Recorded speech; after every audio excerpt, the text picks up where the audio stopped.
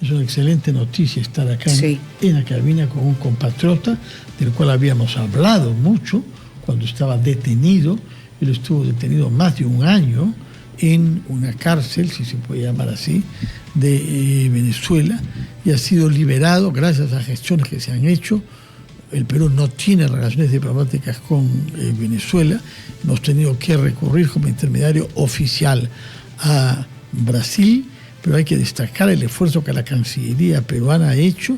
Desde el primer momento dio la relación de los presos peruanos que habían. Se pensó que eran solo 2 al principio, pero aparecieron más y estamos tratando de liberar a todos ellos. Por lo pronto, felicitaciones, Marco Antonio Madrid Martínez, nos alegra que estés acá, así como nos entristecía saber que te habían acusado de ser terrorista y de haber querido matar al señor Maduro, ¿no? Sí, por eso decía que era un invitado especial para abrir esta semana. Son las 8:13. Marco Antonio Madrid Martínez está con nosotros. Bienvenido, Marco Antonio. Muy buenos días, Mavila. Muy buenos días a todos ustedes. En general, la idea de presentarme aquí con el tiempo que he considerado conveniente para poder conversar con los medios es presionar a la opinión pública, presionar en general a nuestras autoridades en el exterior, que por cierto ya lo hacen muy bien. El detalle de 4 compatriotas más que están allí todavía en Venezuela en un estado físico de secuestro no es... 4 más. Sí. Las personas son Arturo Galindo, que llegó hace unos pocos meses, al cual no conozco detalladamente, solo de oídas prácticamente, hasta el último momento que yo pude salir de ese lugar, del Rodeo 1. Él se encontraba en la celda del castigo, que se llama... ¿Qué cosa es la celda del castigo? Que se llama el cuarto piso. El cuarto piso es un lugar, es una celda común y corriente como las que teníamos nosotros, claro, común y corriente en el sentido para las personas que estaban allí, ya que eso más que una prisión es un campo de concentración. Son 23 horas al día sin ver la luz del día y evidentemente en condiciones bastante indecorosas y inhumanas. Te vemos, la gente que nos está siguiendo a través de la radio no lo hace, pero nosotros sí lo hacemos. La gente que está por televisión te puede ver, conocer físicamente, pero tienes la misma expresión de un compatriota que también hemos entrevistado, que estuvo en las mismas circunstancias que tú, la primera vez que conversamos con él, recién salido. Es decir, una cara donde hay todavía estupor, acaso Renzo Guamanchú. La primera vez que estuvo con nosotros, prácticamente decía él que estaba desacostumbrado a todos los ambientes que estaba redescubriendo nuevamente después de lo que le tocó vivir, además por un absurdo.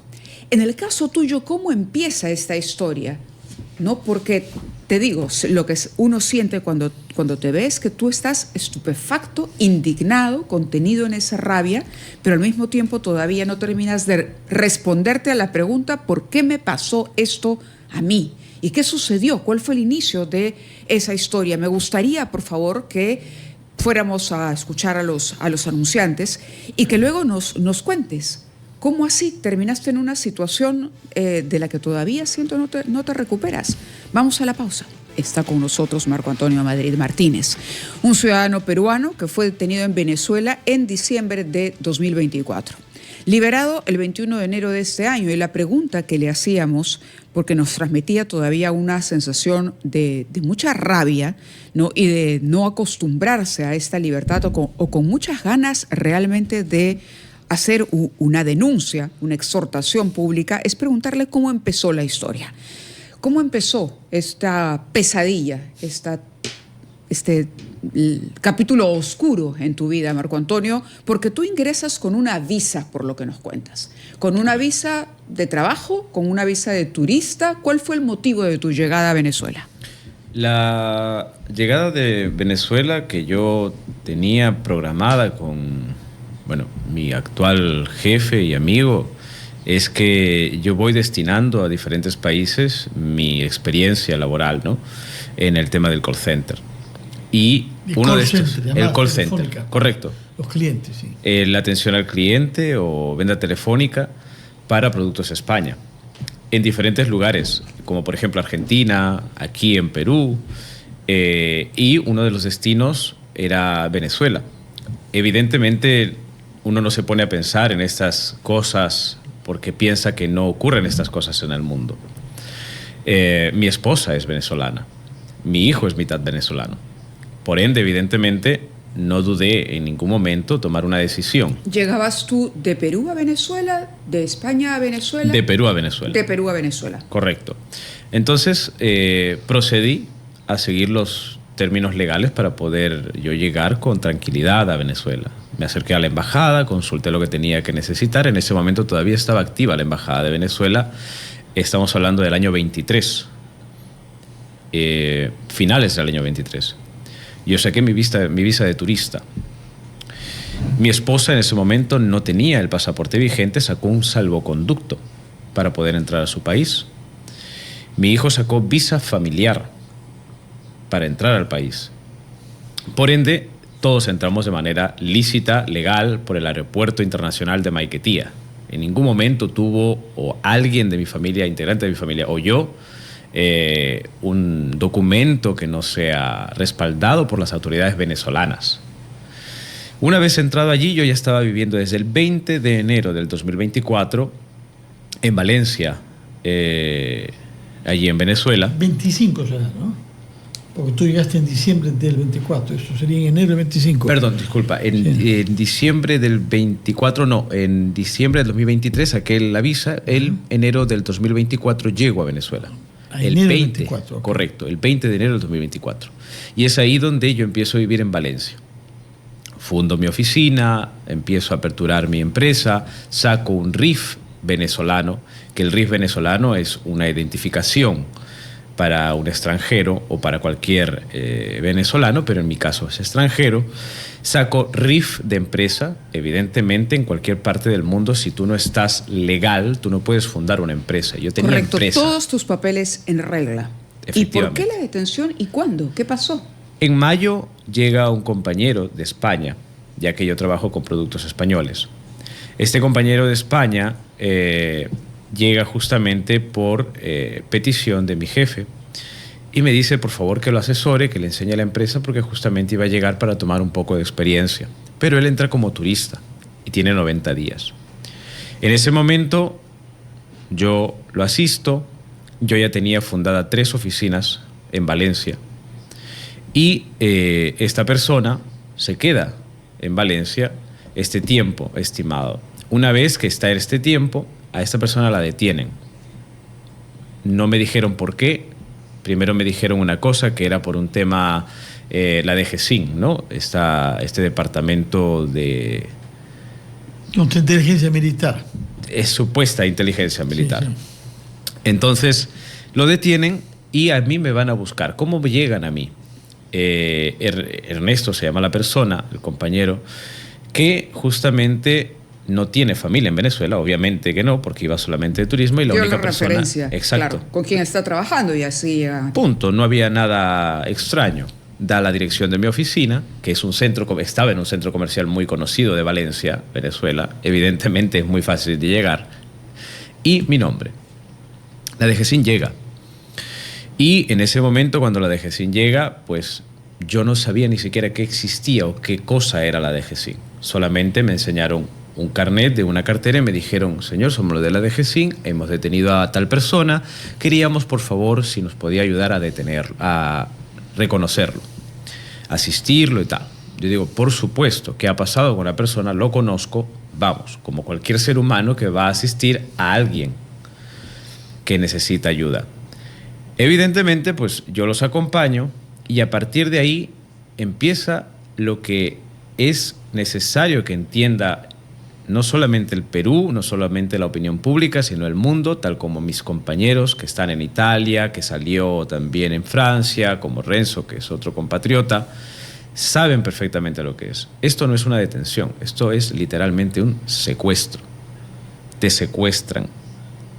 Yo llegué a la DGCIN de Valencia dejé mi teléfono móvil a las puertas porque en ese momento, por seguridad, me dijeron, y yo obviamente no tengo absolutamente ni siquiera una multa de tránsito como para poder decir que tengo un antecedente. Entonces, con mucha tranquilidad, a los diferentes lugares del mundo que he visitado, pues sigo los pasos de la autoridad. Dejo mi teléfono. Antes de dejar el teléfono, yo recibo un mensaje de mi esposa, que tiene por costumbre escribirme muchas mañanas con una foto de mi hijo, y me indica que me cuide mucho, que me ama, y fue la última imagen de mi teléfono móvil que vi, la foto de mi hijo que mi esposa me envió, comiéndose en un helado. ¿Usted ha sido objeto de alguna investigación fiscal, judicial, policial, o solamente ha sido este cuerpo de contrainteligencia militar, el DGSIM, que algunos comparan con la Gestapo, por cierto, que ha obrado en su caso? Queremos saber si se ha reunido documentación y se ha hecho investigación sobre usted para poder justificar esta detención, porque lo otro, como usted dice, es secuestro. Efectivamente, el detalle de todo esto es que a partir de ese instante ellos empiezan a investigar. ¿Cómo empiezan a investigar? Pues de manera manual. ¿Por qué? Porque ellos se sentaron delante mío, me hicieron preguntas, qué hacía en el país, yo respondía. Los documentos yo les mostraba porque mi teléfono los tenía, entonces les dije que evidentemente estaban allí, los empezaron a buscar, los tenía todo digitalizado. Mi acta de matrimonio, porque yo llegué a Valencia después de haber sacado mi documento personal y mi documento de empresa, saqué también mi acta de matrimonio porque yo me casé en Venezuela legalmente con mi esposa, por ende no había una persona más lícita en ese lugar que yo. En ese momento, cuando revisan mi pasaporte, porque mandé en ese momento a mi amigo a recoger mi pasaporte porque ya yo sospechaba que nada estaba yendo muy bien, entonces tampoco, porque ofrecieron acompañarme a casa, a mi departamento donde se encontraba mi menor hijo y mi esposa, a recoger mi pasaporte. Yo le dije que no, que yo los mandaba a buscar. Automáticamente esa persona asistió, llegó rápidamente con el pasaporte, vieron el sello, vieron la visa, vieron absolutamente todo lo que ellos podían haber dicho, ok, retírese. Pero no lo hicieron, se fueron a un costado. Una vez que se fueron a un costado, llega una persona y esta persona recibe una llamada, que en ese momento no sabía quién era, pero era una mujer quien llamó, y esta persona que estaba a cargo de supuestamente de la oficina de la DGSIM es la que dice las palabras siguientes: no tiene nada, no hemos encontrado nada, pero yo ya sé cómo funciona esto, te lo mando, como si fuéramos un paquete, porque éramos tratados literalmente como mercancía. Te lo mando. Entonces yo no sé qué recepcionó. ¿Por qué me entero que era una mujer? Porque yo luego llego a la DGSIM de Caracas y la mujer que está en el control de la oficina es la única que está allí, la que tiene los teléfonos, la que llama y todo eso. Esta persona se cuelga el teléfono y me indica, bueno, pues tienes que ir a Caracas.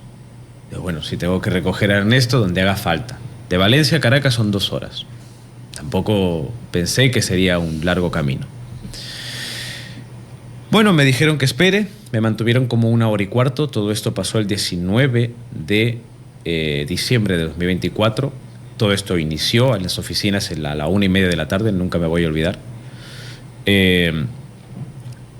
Se retiran, me dejan como 1 hora y pico esperando, y llega luego un comando, un soldado, un gordo de estos grandes y con una Kalashnikov, y ahí empieza el tema de las Kalashnikov. Y no, lo primero que me dice es mis pertenencias. Digo, mis pertenencias, estoy detenido o algo. Claro, yo me pongo de una forma, yo dirijo, porque todo esto fue robado también por las supuestas autoridades de ese país. Dirigí una empresa, evidentemente, tema de liderazgo, me levanto, yo no puedo estar detenido si no me has leído mis derechos. Bueno, movió un poco con arte su Kalashnikov, me sentó y me dijo, tus pertenencias. Bueno, en ese momento entendí lo que estaba sucediendo. Le facilité mis pertenencias, mi cartera, mis llaves, mis relojes, mi anillo que me había regalado mi esposa, y quedo únicamente con el cinturón del pantalón en ese momento. Cuando salgo de allí para subirme a un coche y que me lleven directamente a la DGCIN, ellos lo que hacen es darle una consulta a esta persona que me estaba escoltando supuestamente. Las esposas le dicen: no hace falta. Pero si supuestamente yo era un terrorista peligroso y que iba a matar a un... y que iba a generar un magnicidio, lo mínimo es unas esposas. No hace falta.